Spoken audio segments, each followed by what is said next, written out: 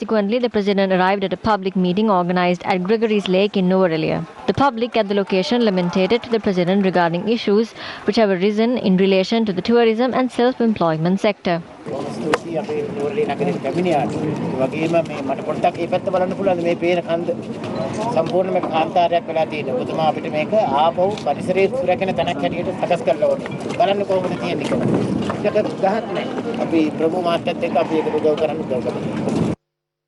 During a media briefing held today, the chairman of the National Election Commission apprised the public of the process which is in place to ensure that voters who are undergoing quarantine would be allowed to exercise their franchise at the upcoming general election.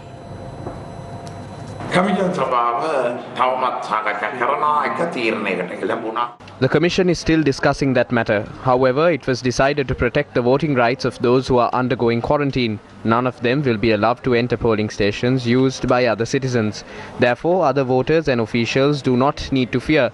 We intend to provide those undergoing quarantine with a method similar to that of postal voting so that they can register their votes. Certain people in Rajangana, which is currently in a state of lockdown, are not registered to Rajangana. We have compiled information regarding those people and will carry out a process similar to postal voting on them as well. The information of people who are registered voters from other districts that are currently in Rajangana should be handed over to the election office in Anuradhapura. The chairman of the NEC also spoke regarding postal voting. There is a reduction in the number of postal votes since there is a school holiday. What can we do? We are still drawing up figures. Once that is done, we will assign another day for postal voters. Attention has been drawn towards a letter that has been sent to the acting IGP by the National Election Commission regarding former Minister Rishad Badiuddin. The National Election Commission had requested the police to postpone recording statements from the former minister in relation to the investigations which are being carried out on the April 21st attacks until the 10th of August. Chairman of the Singhale Api Jatika Sangvidhanaya, Venerable Jamburuwela Chandaratana Thera, lodged a complaint at the National Election Commission regarding the matter. It is evident to us that the National Election Commission is acting in a biased manner to safeguard those in the Yahapalne government who are involved in murders and swindling public money. We expressed our strong opposition towards it. We can see that the chairman of the National Election Commission has acted in a prejudiced manner when ascending the Yahapalne government to power in 2015.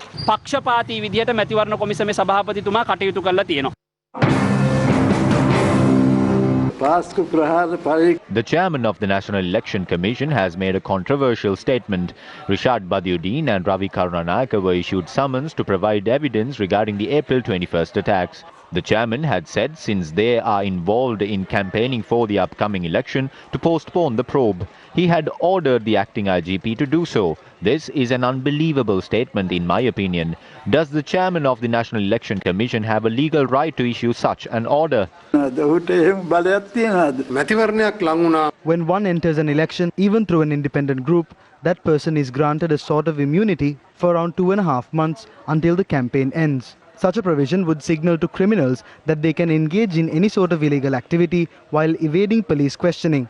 Further, it signals to extremist forces that they are powerful entities. It makes them believe that they can threaten to reduce minority votes received by the ruling party and act according to their will under the guise of being a politician because the government will not even attempt to question these criminals.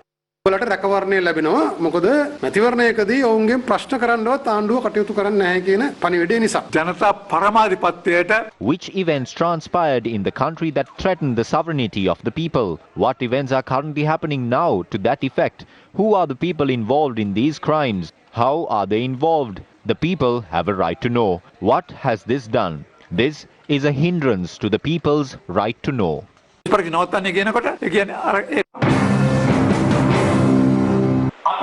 Mahinda Deshapriya did not care when I was arrested, but now he shows major concern over Badiuddin. Look at the independency of this so-called independent commission. There is a recording being circulated on social media. We will reveal more at the end of the election. If the chairman of the National Election Commission thinks that we are infants, he has no shame to be in his seat.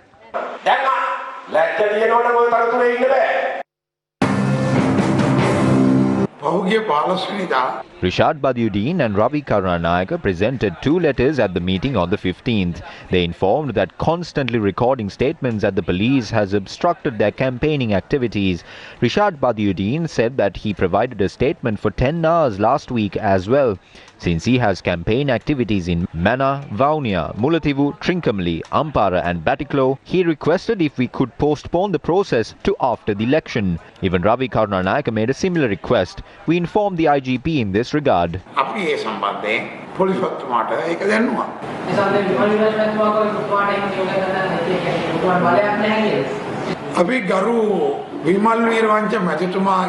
will not respond to what Vimal Weerawansa said, but as a response to you, this was not a decision made by the chairman of the National Election Commission. We made a request to the police about complaint lodged to us citing campaigning activities are being hindered due to several reasons.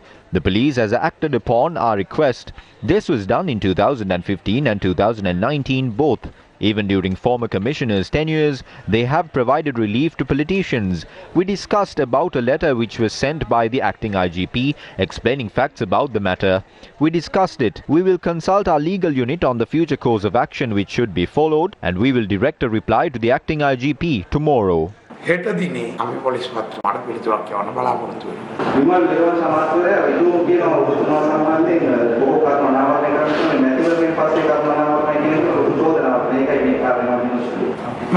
There is no harm in revealing it after the election. In any case, once this election is done, we will not conduct any more elections. This commission will leave.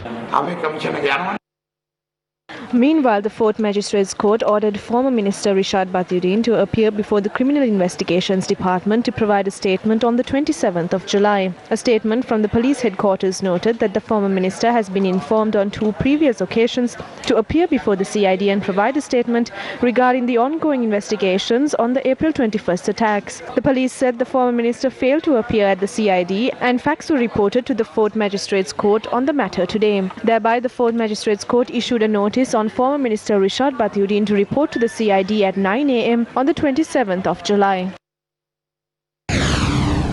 The Court of Appeal dismissed a writ application filed by Kaduwela Municipal Councillor Boset Kalahepatirana seeking an order to be made for the immediate arrest of Vinayangamurthy Muralidharan alias Karuna Amman and to institute legal action against the latter. The matter was called up in the presence of the President of the Court of Appeal, Justice H.M.D. Nawaz and Justice Sobita Rajakaruna. When the matter was called up, the President of the Court of Appeal said the Criminal Investigations Department had already recorded statements from Karuna Amman, the respondent, and legal action is being taken against him for the said offence. In addition, the Court of Appeal pointed out the National Election Commission had informed the Acting Inspector General of Police not to produce any election candidate in court until the 10th of August. Therefore, the Court of Appeal decided to dismiss the petition without issuing notice on the respondents. Continuing in more court-related news, Colombo Chief Magistrate Lanka Ajayaratne issued a warrant today for the arrest of Shashi Veerawansa, a suspect in the case filed for using 2 forged national identity cards to obtain a passport. Shashi Veerawansa was not present in court today when the matter was called up for evidence examination of the defence. An attorney appearing for the suspect informed court his client had informed him via telephone of her inability to attend court sessions as she had fallen ill. However, Deputy Solicitor General Dilip Piris, appearing for the prosecution, pointed out a medical report was not produced to claim the suspect was in fact ill, adding she failed to appear in court at the previous hearing, citing the same reason. Deputy Solicitor General Piris went on to note the conduct of the suspect clearly shows the attempt to further delay the evidence examination of the defence. The Chief Magistrate, taking these facts into consideration, decided to issue a warrant for the arrest of the suspect as there was no credible information to prove the suspect is ill, and ordered for the evidence examination of the defence to commence on the 18th of August. Director General of Archaeology, Professor Senarath Disanayake, made a startling revelation regarding a statement made by a former minister to the media yesterday. He spoke about a project that was to take place at a location with archaeological importance in Sigiriya.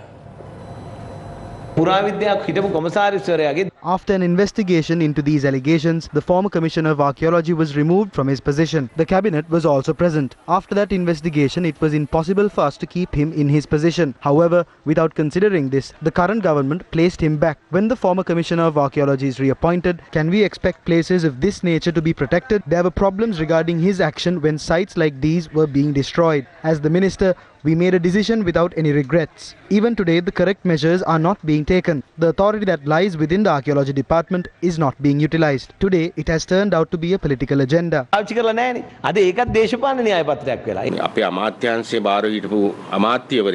former minister has made allegations stating that I was terminated owing to corruption allegations. This is the letter signed by Maithripala Sirisena. According to the preliminary investigation report into the allegations made against the Director General of Archaeology, Professor Senarat Dissanayake, he does not appear to have committed serious misconduct. The termination of the position of Professor Senarat Dissanayake is unreasonable. The decision was made by the President. During the past few days, the Minister is acting as if he is an archaeologist. He made the decisions. The Kaludiya Pond near Sigiriya is an important archaeological site that contains 73 caves and inscriptions that belongs to 3 to 2 centuries before Christ. The minister suggested to me that I should hand over this land. This is the land which he requests for his hotel in this report. He requested that out of 85 acres of the archaeological site, 15 acres be used as a hotel with rooms for tourists. This is what they are requesting for the said hotel. I have the audio recordings of the minister too. Right now I have completed the preliminary work of filing a case demanding 1 billion rupees from the minister for the insults he has made against me. Therefore, I am not in a position to release the recordings to you. However, I hope to release the recordings immediately after the court case. From the beginning, I told the minister that this was an archaeological reserve. An archaeological reserve under any circumstances cannot be transferred to a third party. Even then, his response was to give away this land. I was ordered to go to the site with the businessman to inspect the land. I adhered to that order. I told the businessman that this land cannot be given. A week after that, the minister inquired if I handed over the land to the businessman. I said, "No, sir, this can't be given." Then the minister said that he can appoint a Director General who will follow my orders. The recordings of those conversations are in my possession. Boundary stones and banners were put on display at the archaeological sites in the eastern province. Orders were given by him or political authorities higher than him. The orders were so influential, I had to remove a banner at the end.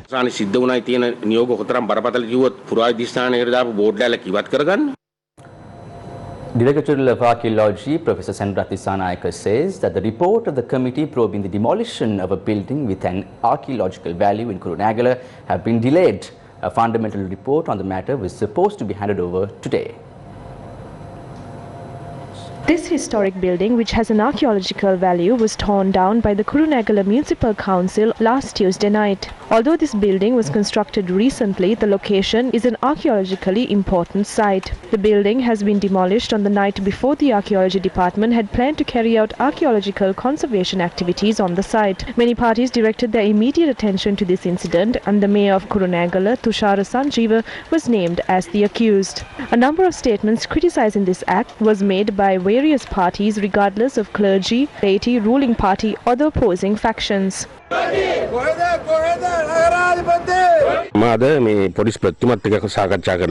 held discussions with the acting IGP today and I informed the secretary to the ministry as well. The secretary instructed me to appoint a committee and hand over a report to him with immediate effect. I will personally go and inspect this site. In addition to that, we received an unfavorable reply from the acting IGP. We hope that the people who are responsible will be brought before the law. That has to be done.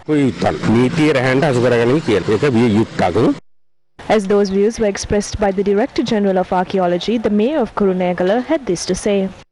This hotel was given to a henchman of Jayavikrama Pereira on a 30-year lease. His name is Chandrasena. Bhuvaneka is the son of Chandrasena. He is the one who is posing as King Bhuvaneka Bahu before media.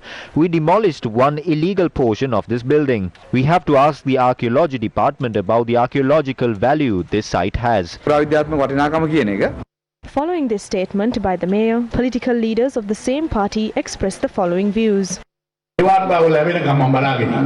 are waiting for the report. Let's see what steps we can take after we receive the report. Various people say various things. Some say that this was built recently. Some say such a court was not there. They say that it is not in the history books. King Bhunekabahu VII had many wives. I believe he had a Muslim wife as well. There are tales of his son being hanged. So the Kurunagala district, the district I contest from, is enriched with such historical value.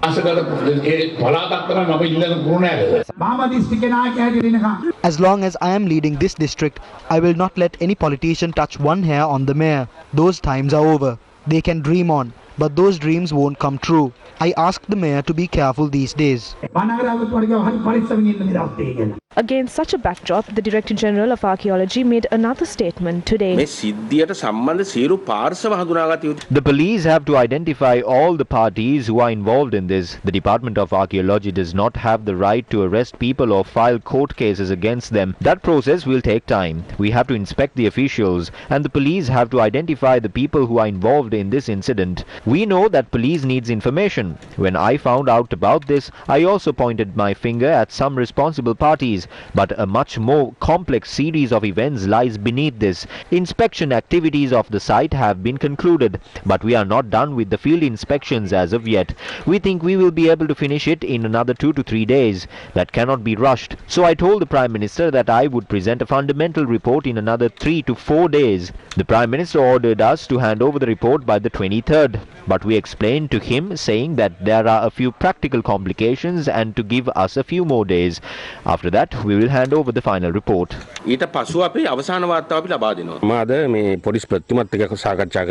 held discussions with the acting IGP today, and I informed the secretary to the ministry as well. The secretary instructed me to appoint a committee and hand over a report to him with immediate effect. I will personally go and inspect this site. In addition to that, we received an unfavorable reply from the acting IGP. We hope that the people who are responsible will be brought before the law. That has to be done.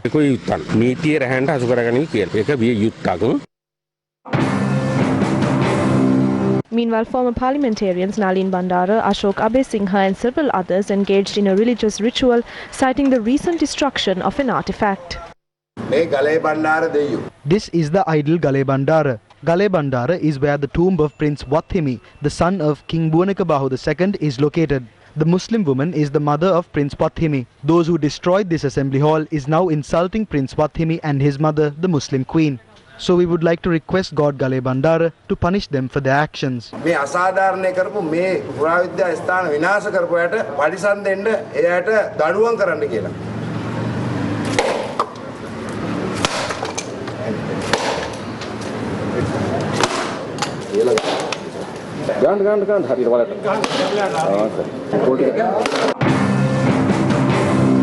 නගරාධිපති නෙවෙයි අගමැති කරත් වැරදි දේ වැරදි. A wrongdoing is a wrongdoing regardless of whether it is done by a mayor or a minister. We are for punishing the mayor if he has done anything wrong. We would like to give a pledge to the people that we will take the responsibility to punish the mayor if he has done anything wrong. බවට අපි වග බලා ගන්නවා. ඒ ගැන අපි ජනතාවට ප්‍රතිඥාවක් දෙනවා. It has been stated that a license had been issued to sell liquor to a restaurant. It is a serious misdemeanor if this has happened at the palace of King Bhunekabahu. First, look into see who has committed this offence. Plywood, tiles and ceiling sheets too were to be seen. We would have to do an anjanama to see as to how these items were present at the time of King Bhunekabahu.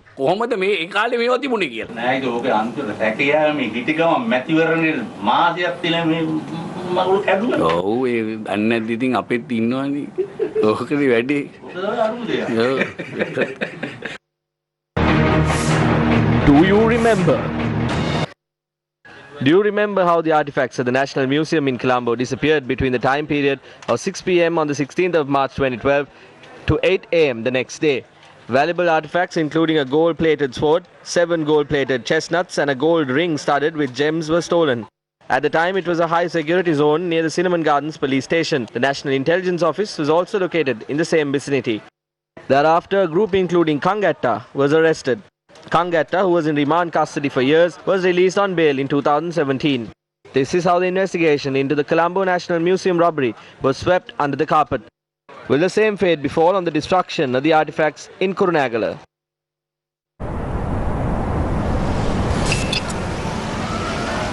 Are you eligible to enter a university finance degree? Call Middlesex University on 07 1115 1234. It all starts with a desire for success. Playing this weekend on Yes 101. The Weekend Top 30 with Hollywood Hamilton. What's up? It's Hollywood Hamilton. You know what we do around here. It's the fastest moving countdown in America. Some of the biggest names in the industry in the studio. Hi, I'm Ariana Grande. This is Drake. This is Lady Gaga. Backstage with us and on the WT30 hotline. I'll catch you this weekend for the Weekend Top 30. The Weekend Top 30 with Hollywood Hamilton on Yes 101. A group comprising the Consul General of the Consulate General of India in Jaffna, S. Balachandran, met with politicians representing the East yesterday. What were the contents of this meeting, which was not open for media coverage? The Indian High Commission stated that it is commonplace for diplomats to meet and discuss with various parties in a country they are stationed in. It further added such discussions occur in other cities apart from the capital city as well. The meeting was held at the residence of the leader of the TNA, R. Sambandhan, in Jaffna. Media personnel were not allowed to attend the meeting. Although R. Sambandhan held a media briefing, subsequent to the meeting in question, he requested journalists to refrain from querying regarding the meeting.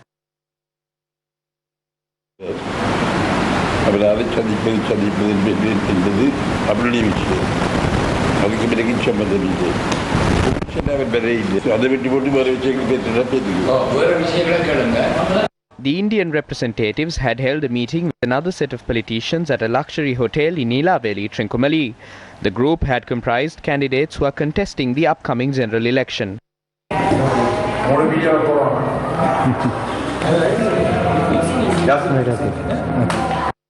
Journalists questioned R. Sambandhan yet again regarding the meeting.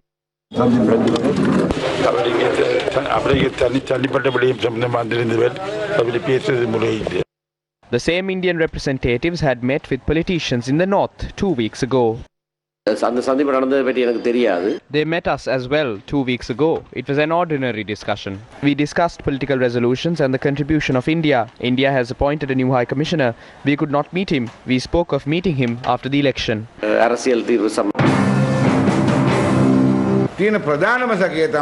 We suspect this because they had met former leaders of the LTTE yesterday in secret. We have reasonable suspicion as to whether these people are trying to create turmoil at a time where we are peacefully moving towards an election.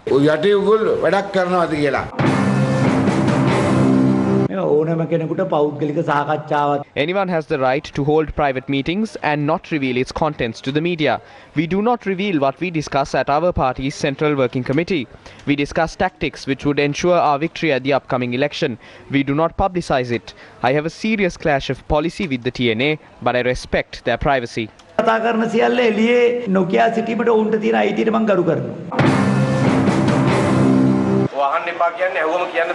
They are asking you not to question because they want to conceal something. We do not have any sort of deal with any diplomatic institution which we cannot reveal to the country.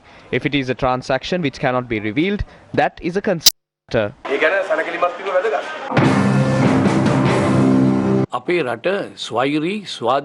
Our country is an independent sovereign nation. We are not aligned with anyone. Those who are unaware of it are trying to dent the independence and sovereignty of the country. We will not allow it, regardless of which spy agency operates here. Anyone has the right to converse with another. However, we are the players. We are the decision makers.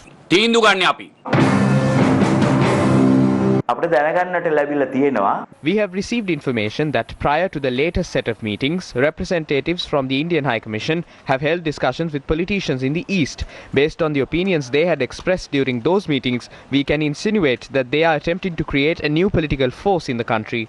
This matter could also be related to the agreements we have struck with India regarding the oil tank farm in Trincomalee and also the Trincomalee harbour.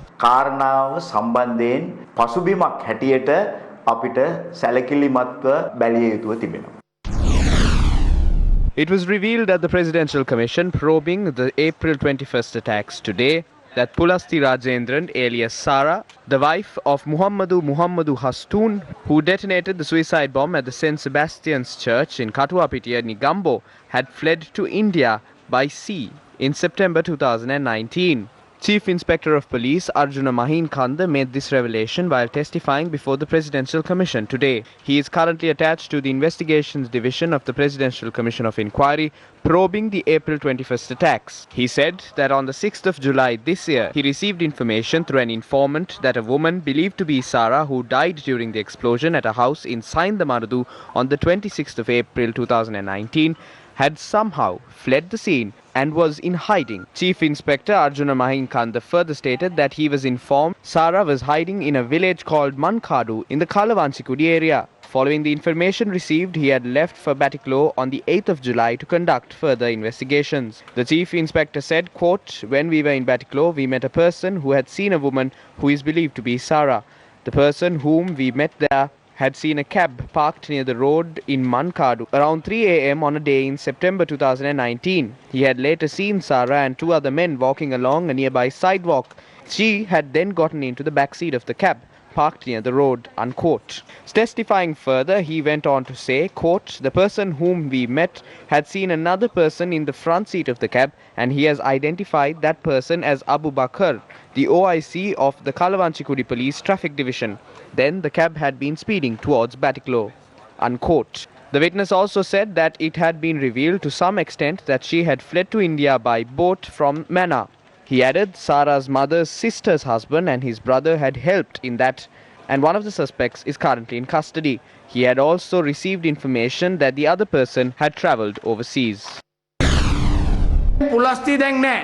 Pulastini is not there. They checked the place Pulastini was born with the help of DNA tests of her mother and father. Only one woman was born on that day at that particular hospital. That was Pulastini. When they tested her DNA with the deceased, Pulastini was not included. Media has revealed who Pulastini is. Pulastini is an Indian raw agent. When you consider all these facts, what Kehili Ramukwala said was right.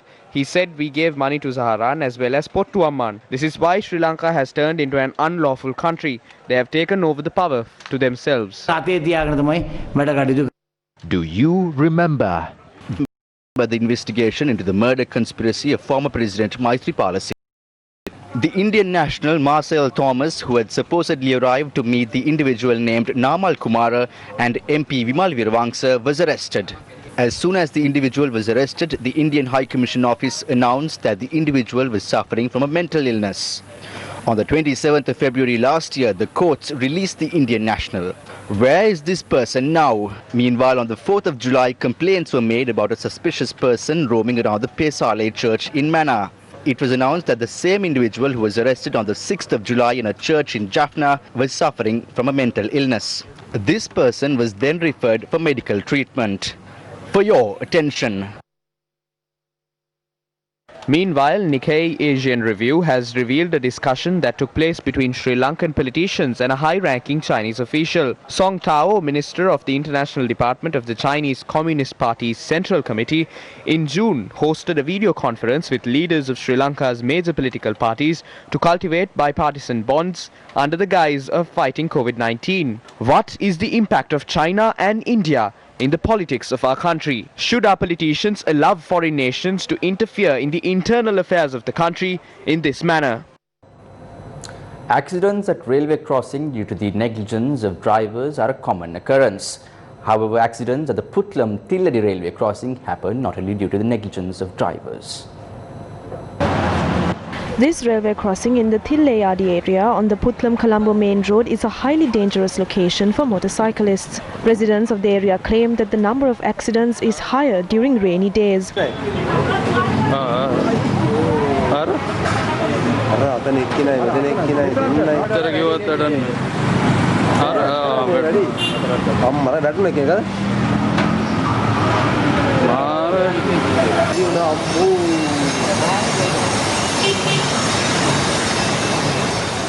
According to our correspondent, yesterday alone, close to 30 accidents had taken place here. මේක හදලා දෙන්න තමයි කි අපි කියන්නේ. දැන් අවුරුදු 14ක් විතර මම මේ කඩේ වැඩ කරනවා. හැමදාම වැස්සට මේ විදිහේ තමයි වෙන්නේ. The regional engineer of the Road Development Authority says that it is the responsibility of the Railway Department to look into this matter. Our correspondent said that after inquiring into this, a group of officials representing the Railway Department visited the location. The phrase development is a constant mantra of the politicians. People constantly demand for development. However, the development that is being promised by the politicians and the development that the people demand seems to be two different things. When people demand development, they want to uplift their lives from its current state. However, the politicians find ways to line their pockets under the guise of carrying out development projects. While the people directly or indirectly become the victim of these wasteful projects, it does not stop there, and it reaches the flora and fauna as well. The constant human-elephant conflict is a great example of this. A valuable life was lost today as well as a result of a wild elephant attack. This story is about the Valivava village located several kilometers away from the Surivava town. K.M. Rasika Janaprasad, a resident of this village, had directed his cattle towards the wilderness to look for food. As darkness approached, Rasika realized that one of the cows were missing, and he decided to go into the forest to look for it. Rasika would never imagine that this would be the worst decision that he took in his life. After several hours, the villagers were alarmed to notice that Rasika, who went into the forest, had not returned. They started to search for him, but it was too late. Rasika had become a victim of a wild elephant attack. Rasika was 44 years old at the time of his demise.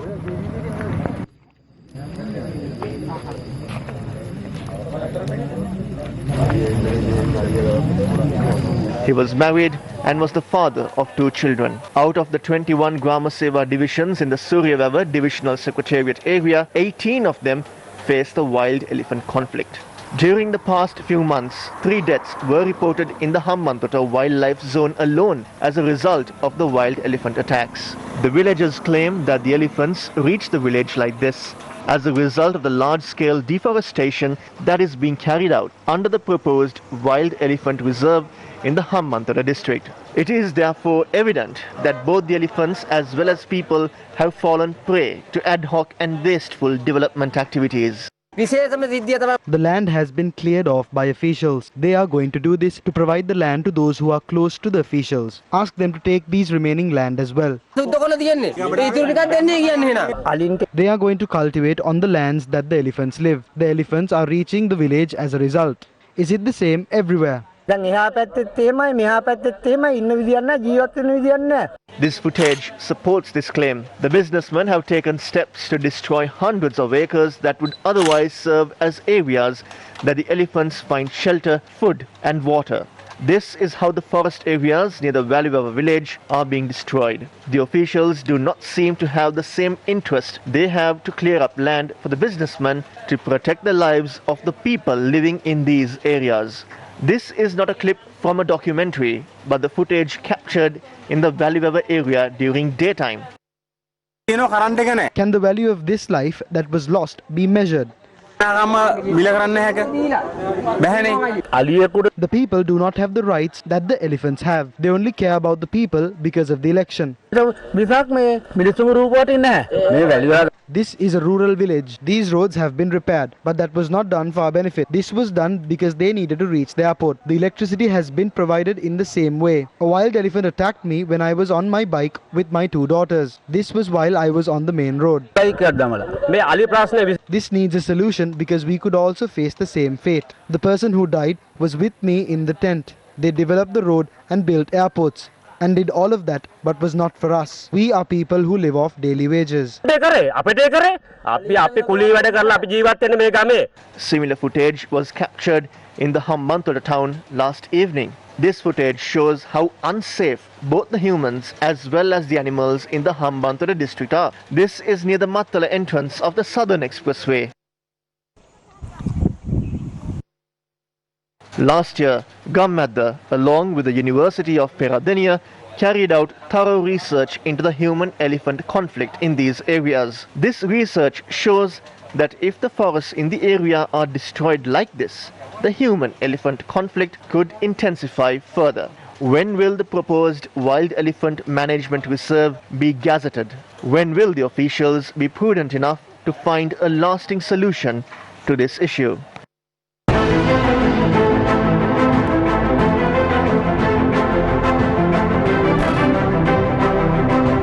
party leaders. Political update. Let's now take a look at some of the views expressed by party leaders. A public meeting was held in Ududumbara under the auspices of Prime Minister Mahinda Rajapaksa. The previous government gave up, but they did one thing, and that was vengeance. They arrested our MPs and ministers without any charges. The Prime Minister was on one side and the President was on another party. But they did not do anything for the country. All what they did was fight. That is why the party represented by the President should obtain power. Prime Minister should head the cabinet. Otherwise, the country won't get developed. The country will not move forward. What's required now is for the country to move forward.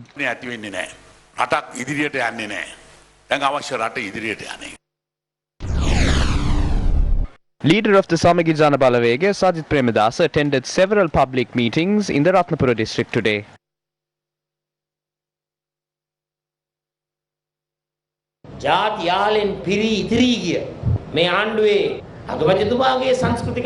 The Ministry of Cultural Affairs of the Prime Minister in this patriotic government demolished the Assembly Hall of King Buoneka Bahu II. When the people of the country want solutions to their issues, he says King Buoneka Bahu II had a harem and that he had multiple wives. He is very well versed in history. However, his knowledge in economics is nil. I would like to challenge the Prime Minister. Let's discuss the solutions our factions and yours will provide to the people. Then the country can comprehend who deserves to be the Prime Minister.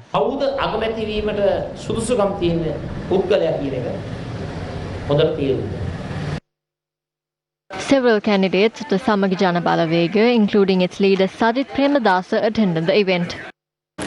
We will ensure that financial institutions will be set up specifically for the provision of low-cost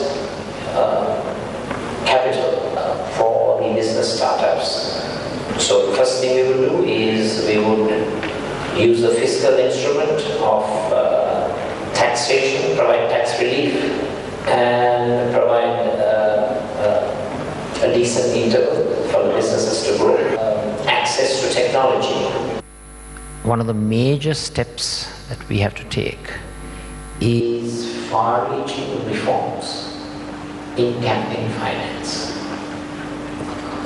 So we will have a tripartite system of government, and we will have a functioning judiciary, an independent judiciary, and we will have a transparent legislature which will strive to work with the executive. And we will not have any log jams. A meeting of the United Lak Vanita Front was held at the UNP headquarters today under the patronage of the leader of the UNP, Ranil Wickremesinghe.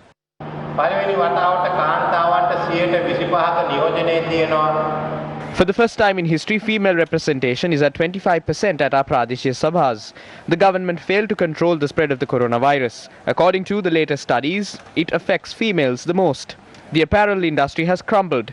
Those hoping for employment in the Middle East have lost the opportunity. The females are affected first in every front. The main issues in the country are COVID-19 and the ailing economy. When we resolve economic issues, we can solve the issues faced by women. We believe nearly 1 million jobs will be lost in the future. Therefore, we are drawing up plans to provide those people with 10,000 rupees each month. The district court today said, we are the UNP. They filed lawsuits, but those were swept aside. If they want, they can file lawsuits. Once the court has decided we are the UNP, who can question it?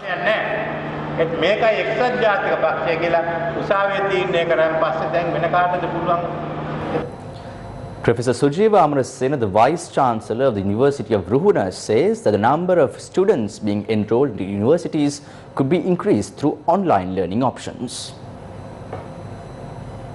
As a result of COVID-19 around the world and in Sri Lanka as well, the education sector is hampered, and the University of Ruhuna has been able to deliver their lectures online in a successful manner, and we thought of speaking to the Vice-Chancellor of the University of Ruhuna, Professor Sujiva Amarasena, who is also a senior professor attached to the university. Professor, thank you for agreeing to talk to us. You are talking about a new system where you have been able to create a virtual university system within the University of Ruhuna. Explain this to us, please. So as a university, we had to, we are running an administration and faculties, education programs, extracurricular activities, and whole heap of things. And my challenge was with my team to convert it into a virtual university. And I think we were able to do that pretty quick. Within a week or so, we had meetings on Zoom with my top management. And immediately we started, even before we got the connections free, we started training and teaching programs online. And at the moment, we are teaching for more than 90% of our students. We converted everything very quickly. And all educational programs are started except for laboratory work, field work, and clinical training, which we have already started now. Our staff adopted pretty quickly. Start many new things. For example, it is extremely important to keep the mental state normal, and we were able to get resources from other outside, like Mr. Shivan Daniels and Ms. Irusha Aluvihare, and they came from Ceylon Chamber of Commerce and various other organizations, and spoke to our students. They motivated them and to retain their strengths. From what you're telling me, it looks like you've taken this not as a sort of a problem, but as a new way to look at this issue, and you have been able to sort of get hold of all these resource persons from other industries to come and talk to you. Looks like you have been able to do a lot more than you would do on a normal day-to-day basis as a result of this new approach that you have taken. I think that's what we did.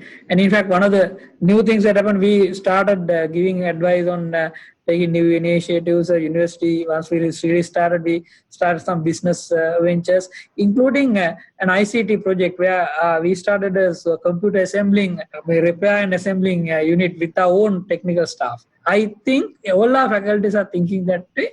So when you're moving forward, I think we can actually think of delivering online lectures for more students, and perhaps we will be able to increase the intake into the universities on that and try and start more online courses, so that close to 100,000 or 180,000 students who are eligible for university entry will ultimately find a place in the university system.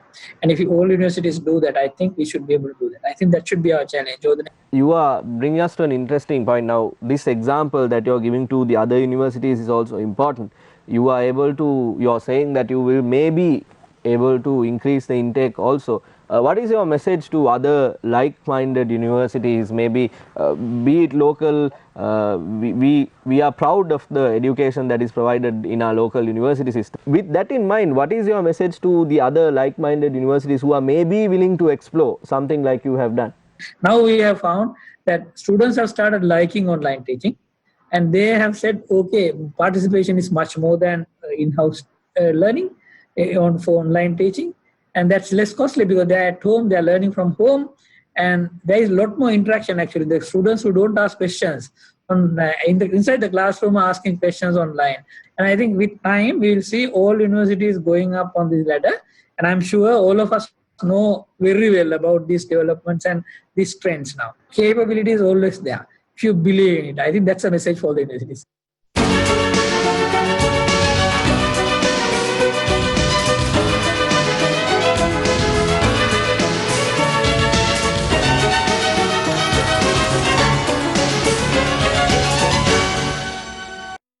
The following views were expressed in the political arena. 2020. When the Sirisena Wickramasinghe government came into power, they made a very endearing invitation to us. Some people went.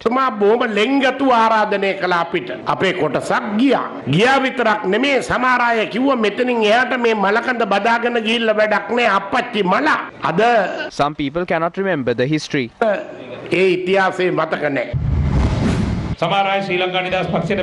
Some people blame the SLFP, but now they have understood that the presidential election could not have been won without the SLFP. That is why a coalition has been formed with it.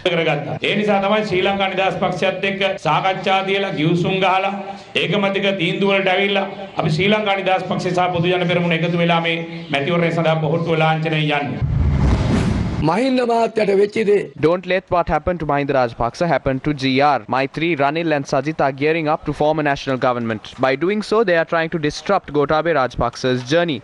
Vote only for the SLPP. Gotabaya මහත්තයා ගෙන යන වැඩපිළිවෙල මේ රටේ අකර්මණ්‍ය කරන්න. පොහොට්ටු ඇයට විතරක් ඡන්ද දෙන්න.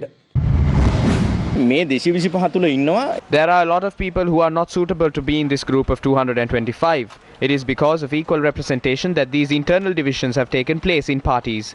Not because of Viatmaga, but because of the voting system, this problem has arisen.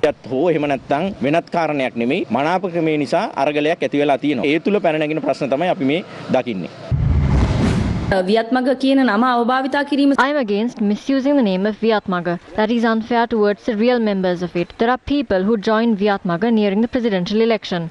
I am the only Viatmaga member in the Badula district. ජනාධිපතිවරණය කිට්ටු කළ වියත්මග සමාජිකත්වයේ ගත්තු අය ඉන්නවා. අවසානයේ වියත්මග සමාජිකයන් තමයි. හැබැයි මේ බදුල්ල දිස්ත්‍රික්කය තුල ඉන්න එකම වියත්මග සමාජිකයා මම පමණයි. We have to understand what Viatmaga is and who the intellectuals are. What are her educational qualifications? What has she done to develop the country apart from being an actress? How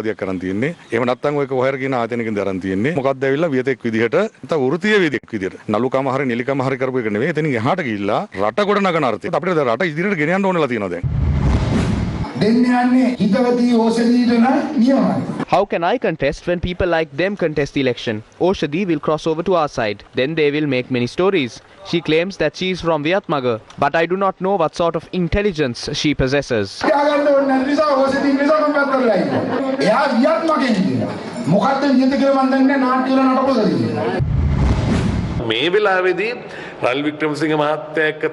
It is sheer stupidity to not vote for the UNP just because you are against Ranil. He will definitely win from Colombo. Sajid Premadasa will also win from Colombo. Being against Ranil doesn't mean that you don't have to vote for the UNP.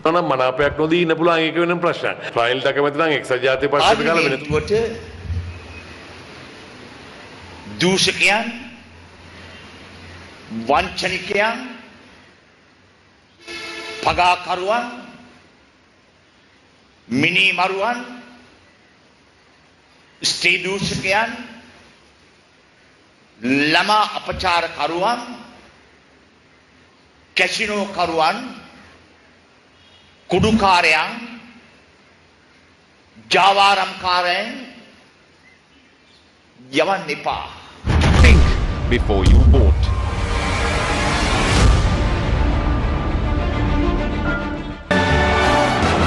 We would like to remind our viewers that Newsfirst VForce marks 2 years today. And with that, we wrap up tonight's edition of Primetime News. Have a great evening.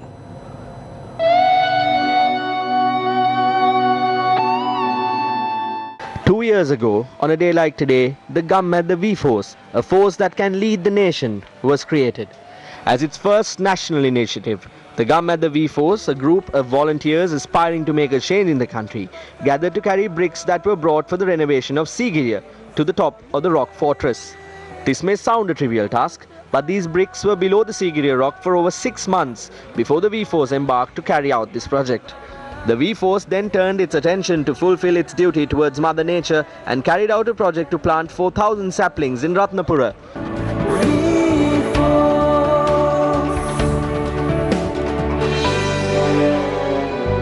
With the hope of uplifting education, the VForce then took on the task of painting and renovating the Kegol Primary School. The farmers living around the Palugaswava tank are continuing to reap the benefits of the tank being cleared with the support of hundreds of like-minded people who strive to make a change. The VForce planted saplings in the Ginigatta Ala area not once but twice and did not stop there. They were able to plant saplings on the banks of the Kalu River and protect the ecosystem around the Fox Hill as well.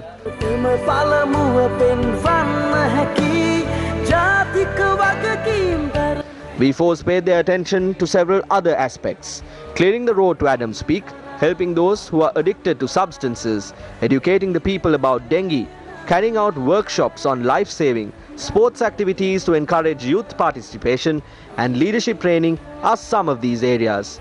All this was done by the VForce. The journey of the VForce will not end here. It will grow from strength to strength along with the support of thousands of those who aspire to make a change and aspire to lead. Though the COVID pandemic has prevented the VForce from deploying, it steps into its third year with many plans in the pipeline.